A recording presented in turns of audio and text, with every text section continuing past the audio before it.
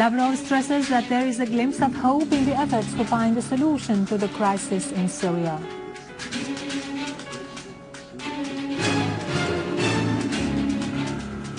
The Syrian Arab Army eliminates a big number of terrorists in Aleppo and Damascus countrysides.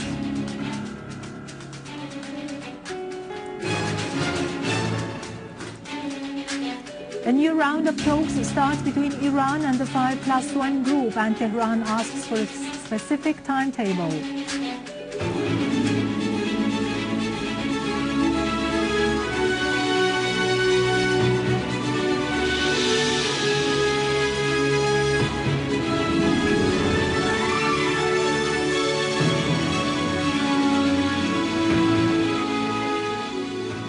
Good afternoon, ladies and gentlemen. This is Irado Krikorian with the news in English. Russian Foreign Minister Sergei Lavrov expressed his belief that there is a glimpse of hope in the efforts seeking to find a peaceful solution to the crisis in Syria. In a statement following his discussions with his Belgian counterpart, Didier Reynders, Lavrov said that Syria's decision to join the Chemical Weapon Non-Proliferation Treaty is a positive step, pointing out that the US-Russian agreement in dismantling chemical weapons in Syria is a diplomatic step forward to deal politically with all pending issues.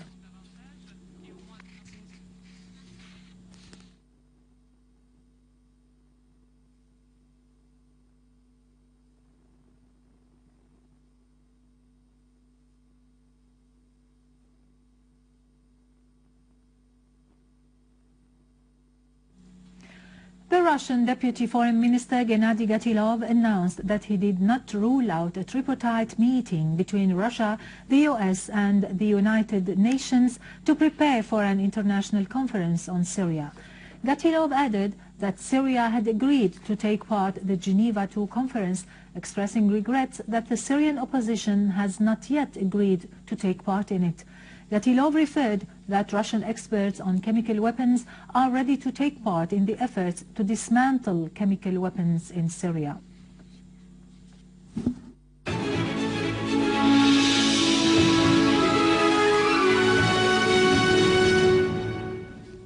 Welcome back. Syrian Arab Army forces eliminated large number of terrorists in different parts of Damascus countryside, especially in Deir Atiyeh, Jab'adin and Al-Betra. The Syrian Arab Army destroyed a vehicle carrying mortar shells east of Adra. In Aleppo, Syrian Arab Army forces killed and wounded large numbers of terrorists in the city. In Al-Sfera, southwest of Sanitation Company, south of Rasm al-Aboud Airport and Aleppo Central Prison on Manbij Highway, Syrian Arab Army units destroyed dens and ammunition warehouses. Syrian Arab Army units eliminated a terrorist gang in Queres and Rasm al-Aboud areas and destroyed heavy machine guns and ammunition warehouses. The Syrian Arab Army clashed with the terrorists who tried to infiltrate into safe areas and attack civilians in Al-Sheikh Maqsoud and Al-Ashrafiyya, killing dozens of them. In Deir ez-Zor city, units of the Syrian Arab Army surrounded Al-Maqbara region to cut the terrorists' supplies, killing many of them.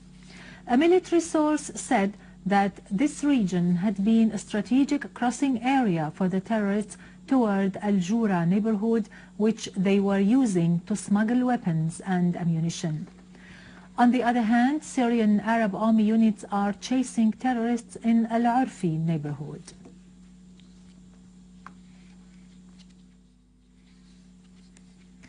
In Iraq, the Iraqi armed forces destroyed 10 dens of the so-called the Islamic State of Iraq and the Levant, arresting 176 terrorists in many areas in Salah ad-Din and Ninawa governorates, in addition to destroying a factory of explosive devices and finding a hideout that contained large amounts of C4.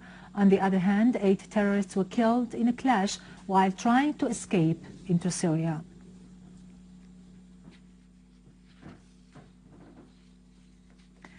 Finally, in the Swiss city of Geneva, a new round of talks between Iran and the 5 countries plus one was resumed and described by the two sides as being positive. Iranian Foreign Minister Mohammad Jawad Zarif said that the time of taking privileges for one side has gone forever, stressing the importance of continuing negotiations between the two sides. Zarif, who heads the Iranian delegation to the talks, said in an interview with the American NBC channel last night that the two sides must either win together or lose together. On the sideline of the conference, a meeting was held between U.S. Deputy Secretary of State Wendy Sherman and her Iranian counterpart Abbas Araqchi. With this, we end our news for today. Thank you for watching. For more details about Syria and the region and to view this bulletin again, you can always visit our website in English, syriaonline.sy. Now to latest business and market news with Vani Gönjen, but after a short break. Happy Eid.